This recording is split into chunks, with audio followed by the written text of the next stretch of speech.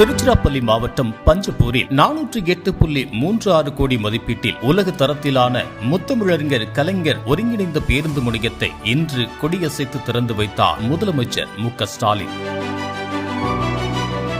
இந்த ஒருங்கிணைந்த பேருந்து முனையம் தமிழ்நாட்டின் முதல் முழுமையான குளிர்நீர் சாதன வசதி கொண்ட பேருந்து நிலையம் என்ற பெருமையினை பெற்றுள்ளது. ஒரே நேரத்தில் 3200க்கும் மேற்பட்ட பேருந்துகளை கையாளும் திறன் கொண்ட இந்த பேருந்து நிலையம் 2 நிலை அமைப்பில் பற்பல அதிநவீன வசதிகளுடன் அமைய பெற்றுள்ளது. இப்பேருந்து நிலையத்தில் 401 பேருந்து நிறுத்துமிடங்கள் உள்ளன. தரைத்தளத்தில் மப்சல் பேருந்துகளும் முதல் தளத்தில் நகர பேருந்துகளும் இயக்கப்பட உள்ளது. இந்த பேருந்து நிலையத்தில் பெண்கள், ஆண்கள், மாற்றுத்திறனாளிகள், திருநங்கையர்கள் அனைவருக்கும் தனித்தனியான அதிநவீன கழிப்பறை வசதிகள் உள்ளன. கண்காணிப்பு கேமரா வசதிகள் மற்றும் பயணிகள் வசதிக்காக லிப்ட் வசதியும் செய்யப்பட்டுள்ளது. திருச்சியின் பழைய பேருந்து நிலையத்திலிருந்து இந்த ஒருங்கிணைந்த